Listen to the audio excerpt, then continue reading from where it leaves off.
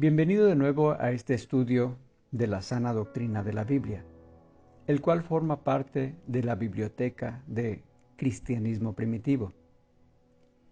En la descripción de este video estaré colocando el enlace de esta página para que lo puedan leer ustedes mismos. Continuaremos en el tema las provisiones de Dios para el hombre y continuaremos con el capítulo 14. Doctrina de la Biblia. Toda la Escritura es inspirada por Dios y útil para enseñar, para redarguir, para corregir, para instruir en justicia, a fin de que el hombre de Dios sea perfecto, enteramente preparado para toda buena obra.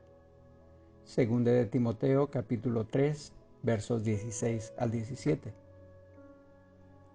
La Biblia es el único libro dado por revelación directa de Dios al hombre.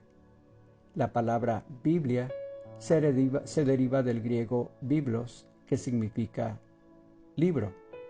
La Biblia es nuestro libro sagrado porque no hay ningún otro que tenga tal autoridad o autor semejante.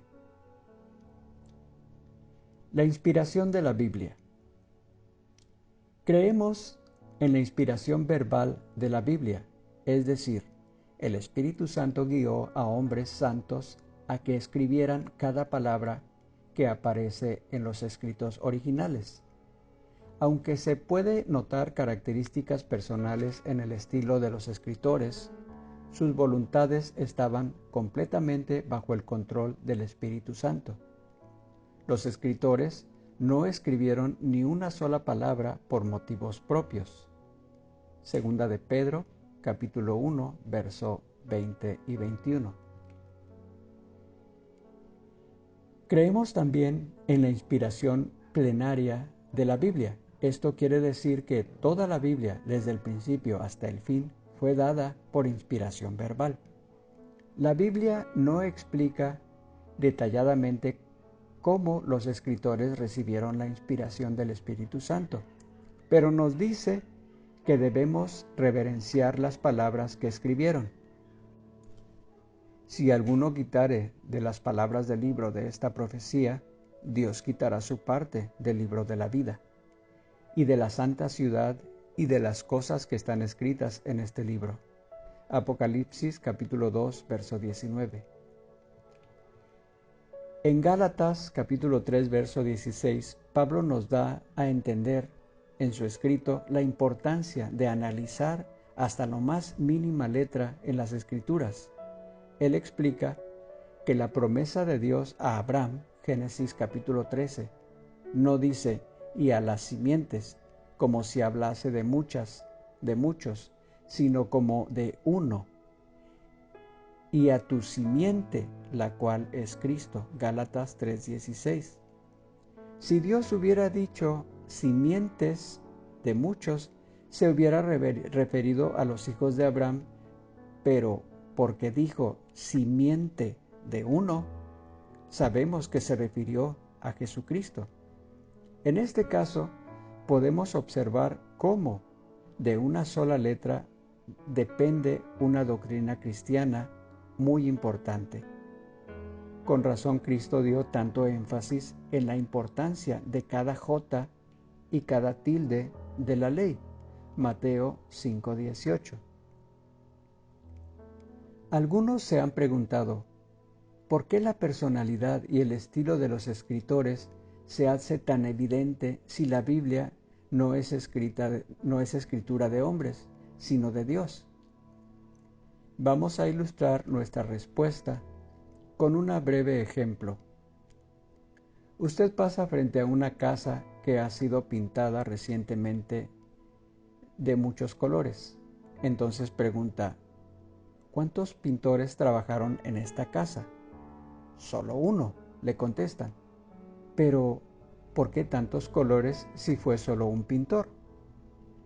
Pues, no es difícil explicárselo. Este pintor mezcló sus pinturas y produjo muchos colores para así pintar la casa a su gusto. ¿Acaso esto no le da a usted una idea en cuanto a ese gran autor del libro divino que escogió muchas personalidades para expresar su mensaje?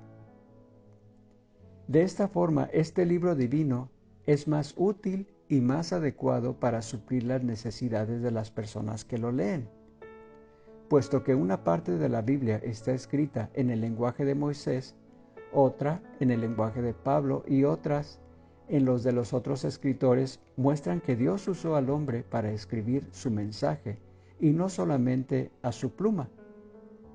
Todos estos santos hombres de Dios hablaron siendo inspirados por el Espíritu Santo.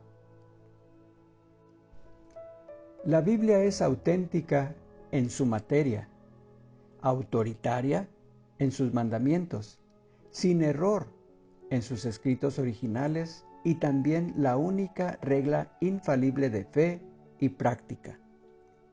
Podemos leer 2 de Samuel capítulo 23 verso 2, Salmos capítulo 12 verso 6, capítulo 139 versos 7 al 12 y 2 de Timoteo capítulo 3 del 16 al 17. Número 1. Las escrituras del Antiguo Testamento son inspiradas por Dios. Pablo se refiere a las escrituras del Antiguo Testamento cuando dice: toda la escritura es inspirada por Dios, 2 de Timoteo capítulo 3 verso 16. Pedro aclara que los escritos son inspirados porque los escritores fueron inspirados por Dios. Él dijo que ninguna profecía de la Escritura es de interpretación privada, porque nunca la profecía fue traída por voluntad humana, sino que los santos hombres de Dios hablaron siendo inspirados por el Espíritu Santo. Segunda de Pedro, capítulo 1, verso 20 al 21. Existen muchas declaraciones que demuestran que las escrituras del Antiguo Testamento fueron inspiradas por Dios. En varias ocasiones en el Antiguo Testamento encontramos expresiones tales como Jehová el Señor dice así y así ha dicho Jehová. De igual forma, vino esta palabra de Jehová a Jeremías diciendo: toma un rollo de libro y escribe en él todas las palabras que te he hablado contra Israel. Jeremías capítulo 36, verso 1 y 2. De la misma manera, el Señor vino a Ezequiel diciendo que hablara a los hijos de Israel, diciendo: les hablarás, pues, mis palabras. Ezequiel capítulo 2, verso 7. Existen muchas expresiones semejantes en toda la Biblia. Los escritores del Nuevo Testamento entendieron que las escrituras del Antiguo Testamento eran el mensaje de Dios hablado por medio de sus siervos. En el momento de escoger a Matías para el apostolado, Pedro citó la Escritura diciendo: el Espíritu Santo habló antes por boca de David. Hechos capítulo 1, verso 16. El libro de Hebreos comienza con estas palabras: Dios, habiendo hablado muchas veces y de muchas maneras en otro tiempo a los padres por los profetas, en estos postreros días nos ha hablado por el Hijo. Hebreos capítulo 1, verso 1 y 2. Número 2. Las escrituras del Nuevo Testamento son inspiradas por Dios. En lo concerniente a la inspiración de las escrituras del Nuevo Testamento, las mismas son tan enfáticas y firmes como las del Antiguo Testamento. Pablo, escribiendo a los Corintios, dice: hablamos no con palabras enseñadas por sabiduría humana, sino con las que enseña el Espíritu. Primera de Corintios capítulo 2, verso 13. Más adelante, en la misma epístola, él dice: si alguno se cree profeta o espiritual, reconozca que lo que os escribo son mandamientos del Señor. Primera de Corintios capítulo 14, verso 37. Esta declaración concuerda con lo que el Señor le había dicho a Ananías acerca de Pablo, cuando se nota en Hechos capítulo 9, verso 15, Pablo también les escribe a los tesalonicenses diciendo: cuando recibisteis la palabra de Dios que oísteis de nosotros, la recibisteis no como palabras de hombre, sino según es en verdad la palabra de Dios. Por lo cual os decimos esto en palabra del Señor. Primera de Tesalonicenses, capítulo 2, verso 13, capítulo 4, verso 15. Los apóstoles advirtieron contra la falsificación de la palabra de Dios. Ellos aceptaron como genuino los 4 evangelios, los hechos de los apóstoles, las epístolas de Pablo, Santiago, Pedro, Juan y Judas y el Apocalipsis. Lea Gálatas capítulo 1, verso 8 al 9, segunda de Pedro capítulo 3, versos 15 al 16, segunda de Juan capítulo 7 al 10, Judas versículo 3, Apocalipsis capítulo 22 del 18 al 19. La Biblia llega a nosotros con una declaración importante e inflexible, que no es un libro hecho por hombres, sino un libro cuyo autor real y único es el Dios vivo y eterno. Número 3. Dios usó a hombres imperfectos para llevar un mensaje perfecto al mundo. La Biblia habla de las faltas de Moisés, de Pedro, de Pablo, de Juan y de otros escritores de la misma. Pero ninguna de estas imperfecciones, aunque reveladas en la palabra inspirada, alteran en alguna manera el valor o la perfección del mensaje divino. En ocasiones Dios mandó a los profetas a declarar profecías que ellos mismos no entendieron. Por ejemplo, vea la perplejidad de Daniel cuando el Señor puso la última profecía en su boca. Daniel capítulo 12, del verso 4 al 8. Entonces, vuelva a Primera de Pedro capítulo 1, del 10 al 11, para que vea un testimonio que muestra que los profetas no entendieron todo lo que profetizaron. Esto demuestra que mientras Dios obra por medio de hombres imperfectos, Él trajo por medio de ellos un mensaje perfecto al mundo. Evidencias de la inspiración divina. A continuación, presentamos algunas de las evidencias principales que demuestran que la Biblia fue inspirada por Dios mismo. Número 1. El cumplimiento de la profecía. Entre los datos más sobresalientes que tenemos en el Antiguo Testamento aparecen más de 300 profecías que se refieren al Mesías. Cada una de estas profecías se cumplió al pie de la letra en la persona de Jesús, el Cristo.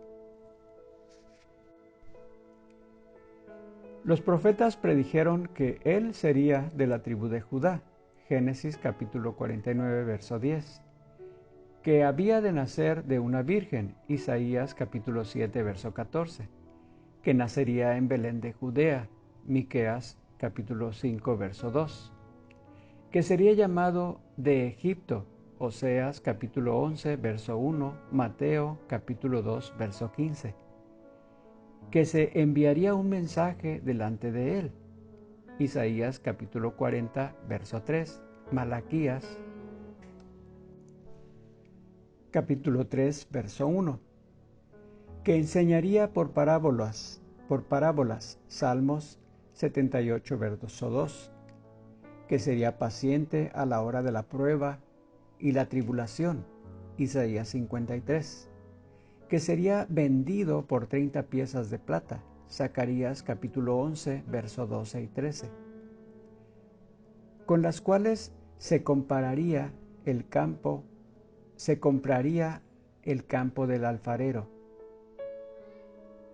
En fin, todas estas profecías fueron cumplidas, además de muchas otras más que no podría haber sido predichas por sabiduría humana, ni nadie las hubiera podido adivinar. Muchas de estas profecías podrían haber aparecido improbables e increíbles en el tiempo en que se profetizaron. La profecía de Daniel en la visión de las 4 bestias, capítulo 7, junto con la interpretación de esta visión, nos da una descripción exacta de lo que pasó después en la historia de las naciones, y pueda que algunos elementos de las mismas se refieran a lo que está aconteciendo en el mundo actual. Los profetas no solamente predijeron las destrucciones de las ciudades y las naciones de aquel entonces, sino que también describieron algunos de los detalles de dichas destrucciones.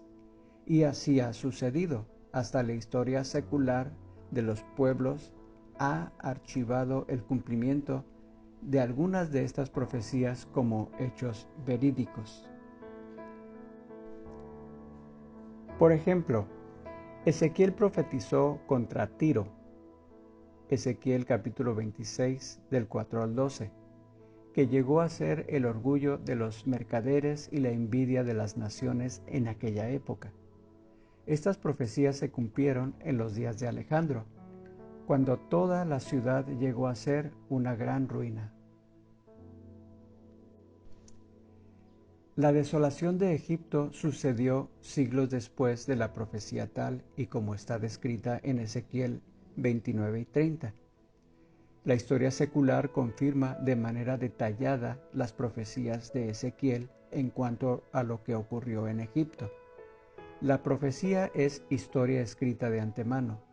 Esto se verifica en el cumplimiento de las profecías acerca de la desolación de Babilonia, Siria, Medo-Persia, Grecia, Roma, Cartago y otras naciones.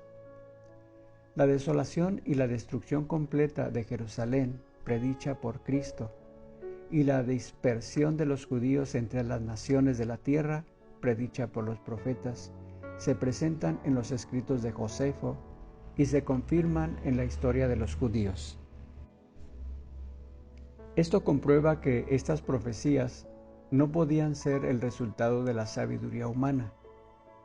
Sería una locura tan solo suponer que las mismas fueron nada más que suposiciones y opiniones humanas. Cada una de estas profecías prueba que la Biblia fue escrita por hombres que fueron guiados por una mente infinita, por el Dios del cielo y de la tierra, que ve y conoce todas las cosas antes que sucedan. 2.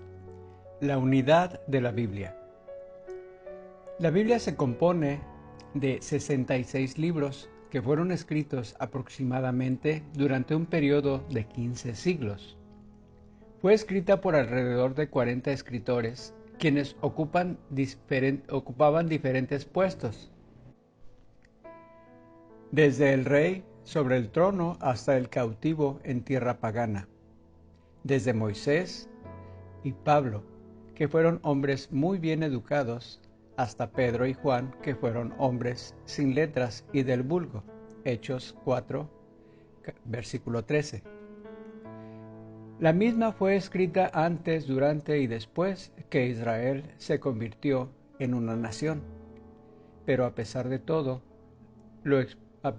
lo expuesto, existe una armonía bella e impresionante que prueba la presencia de la mente de un maestro que inspiró a todos estos escritores. En otras palabras, nunca la profecía fue traída por voluntad humana, sino que los santos hombres de Dios hablaron siendo inspirados por el Espíritu Santo. Segunda de Pedro, capítulo 1, verso 21. Número 3. Su preservación a través de las edades. Ningún libro jamás ha sido puesto a pruebas tan severas como la Biblia. Aunque los judíos fueron llevados a tierras paganas, llevaron consigo las escrituras y las preservaron allá. A través de los años, muchos falsos profetas han imitado tan ingeniosamente las Escrituras que la gente difícilmente ha podido distinguir entre la palabra inspirada de Dios y la palabra falsa de los falsos profetas. Durante los primeros siglos de la era cristiana se hicieron muchos esfuerzos para acabar con esta secta que floreció después de la crucifixión de Jesús. Por tanto, la historia de los siglos se han hecho esfuerzos, por toda historia de los siglos se han hecho esfuerzos para suprimir el mensaje de la Biblia utilizando el fuego, la espada y muchos otros métodos. Sin embargo, la palabra de Dios vive. En toda generación han existido hombres que, llenos del orgullo a causa de sus intelectos y conocimientos, enseñaron a la gente que la Biblia debía creerse en su totalidad solamente por los ignorantes y los supersticiosos. Pero a pesar de todas estas opciones, a pesar de todas estas oposiciones, este libro antiguo aún permanece. En la actualidad, este libro tan maravilloso es más popular que cualquier otro libro que jamás se haya impreso. En realidad, la Biblia es y será la misma siempre. Número 4. Su integridad. La Biblia es el único libro que nunca ha tenido que cambiar su mensaje a causa de los avances de la ciencia. No es un libro de ciencia, sin embargo, todo lo que dice es científicamente correcto. Esto no se puede decir de cualquier otro libro o tratado jamás escrito. Los naturalistas, astrónomos, geólogos, historiadores y hombres de renombre han enseñado cosas que posteriormente han resultado ser erróneas. Las teorías de los hombres han sido revocadas, o al menos extremadamente cambiadas. En cuanto a los principios de la luz, la naturaleza, la forma de la Tierra, el periodo glacial, la geología, la estructura del cuerpo, las enfermedades, las leyes de la salud y todo campo de la ciencia. La Biblia concuerda completamente con lo que el hombre ha observado de la naturaleza. Es el único libro que es total y enteramente verdadero. Es cierto que muchos han citado de la Biblia para apoyar sus teorías erróneas, pero la Biblia no enseña ninguna falsedad y nunca la ha enseñado. Sin embargo, no es extraño que hayan citado así la Biblia para apoyar sus teorías falsas, pues el diablo mismo es experto en citar la Escritura para darle vida a sus falsedades. Génesis 3, del 1 al 6, Mateo capítulo 4, versículos 1 al 11. A continuación citaremos una parte de los escritos de I. M. Haldeman. En menos de 10 años, un texto ya es anticuado. Una enciclopedia pierde su valor. Una biblioteca es un cementerio de libros muertos e ideas sin vidas. Mas este libro sigue viviendo. La ciencia se ha reído del mismo en vano. En los siglos XVIII, Voltaire dijo: dentro de 50 años el mundo no oirá más de la Biblia. Los eruditos seculares la han declarado anticuada y muerta. Muchas veces se han efectuado servicios fúnebres para enterrar la Biblia que ellos creen que ha muerto. Y he aquí, mucho antes que los críticos hayan vuelto a sus casas, la Biblia ha resucitado de la muerte, se ha adelantado al cortejo fúnebre con una rapidez sorprendente y se halla, como antes, en el mismo centro de la vida de muchas personas y de la sociedad misma. Allí sigue dando voces tronantes contra la maldad, revelando los secretos del corazón, ofreciendo consuelo a los que están de luto y esperanza a los moribundos, y continúa emitiendo de cada una de sus páginas las maravillas del futuro. De Cristo, la cristiandad y la Biblia. Páginas 151-152.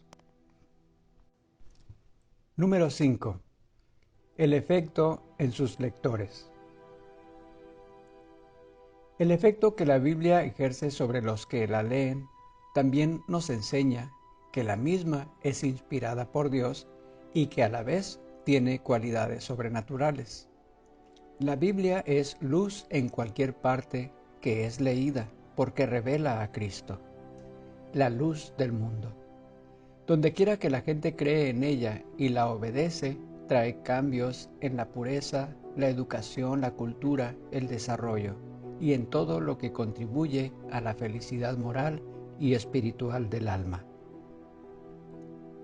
No es que la lectura de la Biblia en sí cambie automáticamente el corazón, pero sí le enseña al pecador cómo llegar a Cristo, quien sí puede cambiar el corazón. Mientras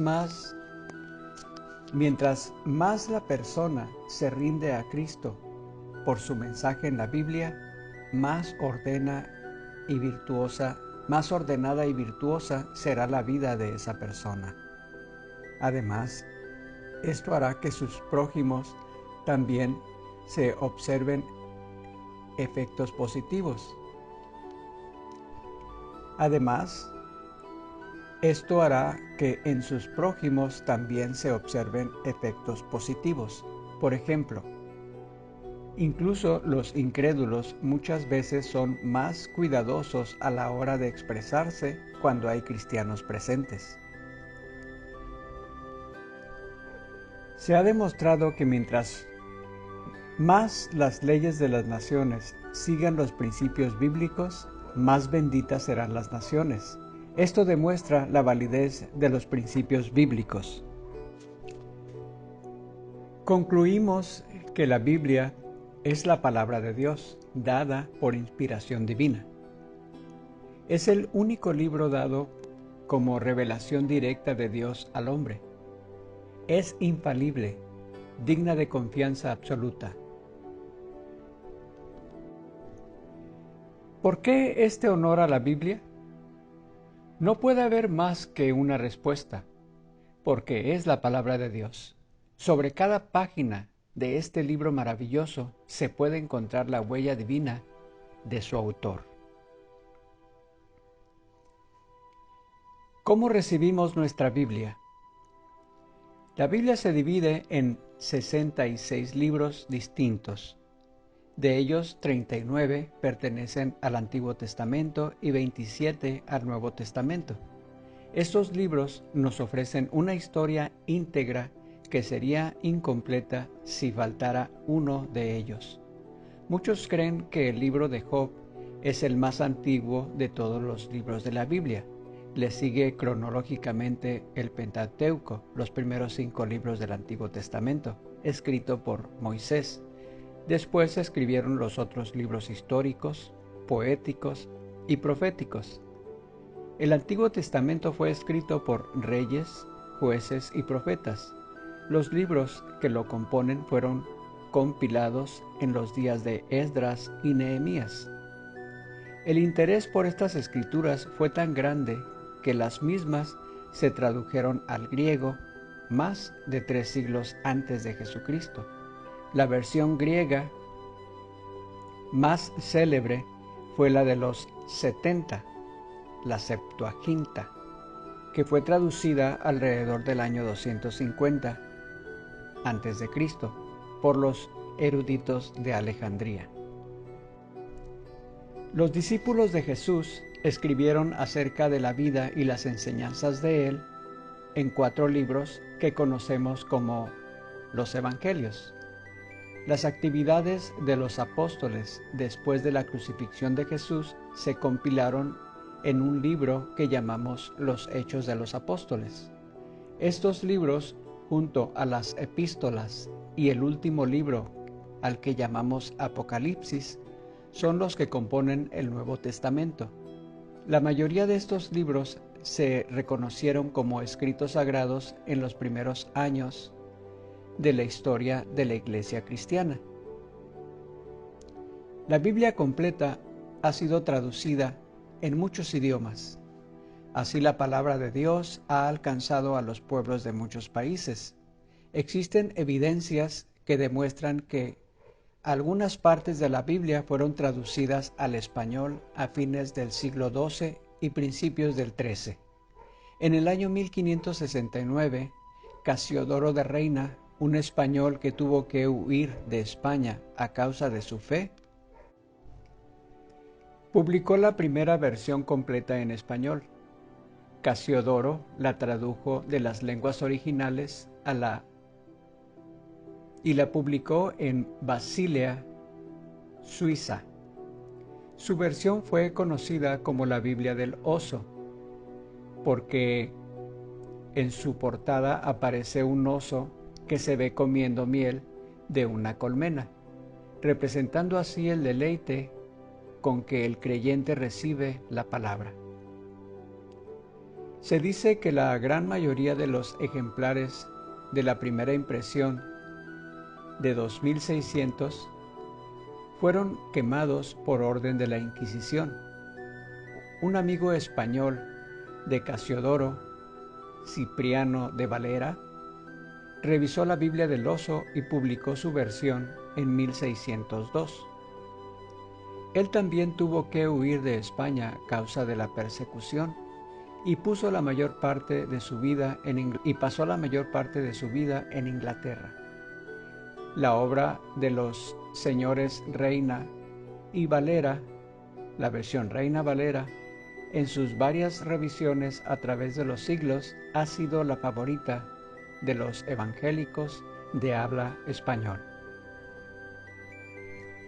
En ocasiones surge la pregunta: ¿cómo podemos saber que nuestra Biblia es igual a la primera que usaron los cristianos en aquel tiempo?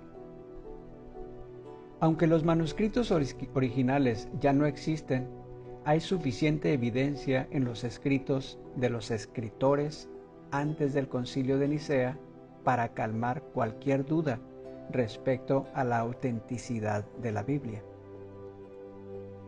En esta lista de los escritores de la Iglesia primitiva están Clemente y Policarpo, quienes vivieron en el tiempo de los apóstoles y conocieron personalmente a algunos de ellos. Existen miles de reproducciones de varias partes de las Escrituras que fueron escritas a mano y que datan desde el siglo IV hasta el XV. Después de este tiempo, han existido varias reproducciones impresas hasta la actualidad. No hay duda de que tenemos el mismo evangelio que se predicaba en los días de los apóstoles y el mismo mensaje que fue compilado en el primer canon del Nuevo Testamento. Los escritos apócrifos. Junto a los 66 libros que finalmente se incorporaron en el canon sagrado, también aparecen otros escritos los cuales muchas personas han considerado dignos de tener un lugar entre los libros canónicos. La mayoría de estas obras fueron escritas en el periodo entre el Antiguo Testamento y el Nuevo Testamento. Los mismos forman un vínculo histórico y presentan muchos datos de interés al que estudia la Biblia. Sin embargo, los mismos carecen de evidencias que demuestran que fueron inspirados por Dios. La ley y el Evangelio. En la Biblia se nos presenta la ley levítica en la historia antigua de la nación de Israel. Era la voluntad de Dios que la nación tuviera una ley escrita que gobernara a sus ciudadanos. Dios les dio la ley levítica en el monte Sinaí, Éxodo 19. Esta ley estuvo vigente hasta el tiempo de Cristo, Mateo 5, 17 al 20, Juan 1, 17, Colosenses 2, del 6 al 17. La ley suprema para el pueblo de Dios en el antiguo pacto fue la ley levítica, y en el nuevo pacto es el Evangelio de Cristo. Existe una armonía y una unidad perfecta entre estas dos leyes. Ambas dependen la una de la otra. Todos los sacrificios y las ceremonias bajo la ley eran solamente sombras de Cristo, y no habrían servido para nada si no hubieran sido cumplidas en Cristo. Él, con una sola ofrenda, hizo perfectos para siempre a los santificados. Hebreos 10:14. Por otra parte, la ley ha sido nuestro ayo para llevarnos a Cristo. Gálatas 3:24. La ley de Moisés mostró a los israelitas cuán pecaminosos eran y la eficiencia de la sangre de Cristo para borrar los pecados. Les preparó para Cristo. Les preparó para recibir a Cristo. Cuando Él vino, la ley había cumplido su obra. Sus sacrificios ya no tuvieron valor, y la palabra de Cristo tomó el lugar que ocupaban aquellas normas. El Nuevo Testamento es la ley que ahora está vigente y que rige en nuestras vidas. Esa ley es la regla por la cual la Iglesia bíblica es gobernada. ¿Acaso Dios cambia? No. Yo, Jehová, no cambio. Malaquías 3:6. ¿Cambia su ley? Sí y no. Los principios de la verdad eterna fueron expresados tanto por la ley así como por el Evangelio. Los dos forman parte de la misma palabra de Dios, pero Dios, en su sabiduría infinita, aplica sus principios eternos a las condiciones de cada época. ¿Acaso el Padre cambia de opinión en el diálogo que presentamos a continuación? Un hijo se acerca a su padre un día y le dice: «Papá, ¿puedo ir a la ciudad?» «No», le responde el padre al muchacho. Al día siguiente viene el hijo nuevamente y le pregunta: «Papá, ¿puedo ir a la ciudad?» «Sí», decide el padre.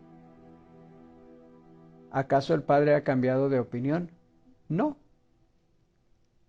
Pero las condiciones han cambiado y por eso el padre lo dejó ir, aunque ayer no se lo permitió. De igual manera, Dios ha dado leyes en el nuevo pacto que no están conforme a las del antiguo pacto. No porque Él ni su verdad hayan cambiado, sino porque las condiciones han cambiado. Dios aplica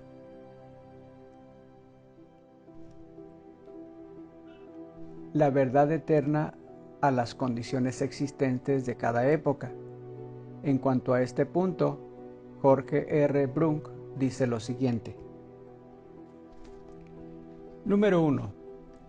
Dios ha dado dos pactos distintos, el Antiguo y el Nuevo Testamento. Hebreos 8, del 6 al 10. Número 2. En vista de que algunas condiciones han cambiado, Dios, en su misericordia, prohíbe en el Nuevo Testamento algunas cosas que ordenó en el Antiguo Testamento. Mateo 5, 38 al 39, Éxodo 21, 23 al 25, Jeremías 31, versículos 31 al 32, Hebreos 7, versículo 12. Número 3. El Antiguo Testamento era la norma de vida de Israel hasta la muerte de Cristo en la cruz del Calvario.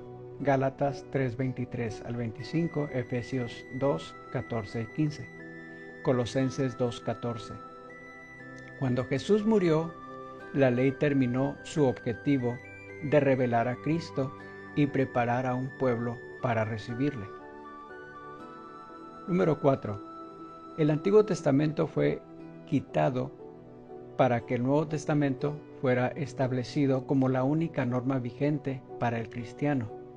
Hebreos 10, versículos 9 al 11, Gálatas 1, del 8 al 9. Número 5. El Nuevo Testamento es ahora la norma para la conducta del cristiano hasta la segunda venida de Cristo. Segunda de Corintios, capítulo 3, verso 6, Segunda de Tesalonicenses, capítulo 1, del 7 al 8. Número 6. El cristiano debe tener al Antiguo Testamento como una mina rica en instrucción y como algo muy esencial para la comprensión adecuada del Nuevo Testamento. Primera de Corintios, capítulo 10, verso 6 y capítulo 11. Gálatas, capítulo 3, versos del 24 al 25. Número 7. Aquellos que persisten en promulgar la doctrina del Antiguo Testamento en lugar de las enseñanzas del Nuevo Testamento trastornan las almas de los oyentes. Hechos 15:24. Tito, capítulo 1, versos del 9 al 11. Doctrina Bíblica, página 553. Seguimos con la parte que habla sobre la ley y el Evangelio. Número 1. Dos representantes. Dios autorizó un representante para cada uno de los dos pactos. Moisés para el antiguo pacto y Jesucristo para el nuevo pacto. Respecto a Jesús de Nazaret, Moisés dijo: Profeta os levantará el Señor vuestro Dios de entre vosotros, de entre vuestros hermanos, como a mí. A él oiréis. Hechos capítulo 7, verso 37. El escritor de los Hebreos dice: Dios, habiendo hablado muchas veces y de muchas maneras en otro tiempo a los padres por los profetas, en estos postreros días nos ha hablado por el Hijo. Hebreos 1, del versículo 1 al 2. El Padre, hablando desde el cielo, deja bien claro que Cristo es el portavoz autorizado para esta época cuando dijo: Este es mi Hijo amado, en quien tengo complacencia, a él oíd. Mateo 17:5. Hebreos 12:25 dice: Mirad que no os desechéis al que habla, porque si no escaparon aquellos que desecharon al que los amonestaba en la tierra, mucho menos nosotros si desechamos al que amonesta desde los cielos. Este último versículo aclara que en el tiempo del antiguo pacto el pueblo de Dios consideró la ley de Moisés como una regla de vida, mientras que en nuestros tiempos miramos al Evangelio como nuestra ley suprema. Número 2. Dos pactos. El escritor a los Hebreos, comparando los dos pactos, dice: Pero ahora, tanto mejor ministerio es el tuyo, cuanto es mediador de un mejor pacto, establecido sobre mejores promesas, porque si aquel primero hubiera sido sin defecto, ciertamente no se hubiera procurado lugar para el segundo, porque reprendiéndolos dice: He aquí vienen días, dice el Señor, en que estableceré con la casa de Israel y la casa de Judá un nuevo pacto.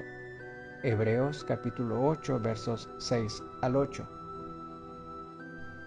En esta escritura se encuentran dos expresiones muy notables: mejor ministerio y mejor pacto. La primera se refiere a Cristo y a su obra comparada con Moisés y la obra del sacerdocio levítico. Y no es difícil darse cuenta que es mejor el ministerio de Cristo que el de Moisés. Pero, ¿qué hemos de decir respecto al mejor pacto? ¿Acaso el antiguo pacto era imperfecto? De ninguna manera. La ley, a la verdad, es santa y el mandamiento santo, justo y bueno. Romanos capítulo 7, verso 12. No existe absolutamente ninguna falta ni ninguna imperfección en la ley de Dios. La ley de Moisés, con el Evangelio de Cristo, es la ley de Dios. Se concibió en la mente de Dios y por eso es absolutamente perfecta. Pero era débil por la carne, Romanos 8:3. O en otras palabras, nadie pudo obedecer perfectamente. Por las obras de la ley, ningún ser humano será justificado, Romanos 3:20. Por esa razón los judíos tuvieron que seguir haciendo sacrificios diarios. De este modo, la ley cumplía su propósito. Mostró a la gente que necesitaban algo que la ley no ofrecía. Necesitaban a Cristo. Además, como los sacrificios bajo la ley no eran más que la sombra de los bienes venideros, la ley nunca puede, por los mismos sacrificios que se ofrecen continuamente cada año, hacer perfectos a los que se acercan. Hebreos capítulo 10. En otras palabras, la ley era perfecta, pero los sacrificios ofrecidos bajo ella eran válidos solamente con relación a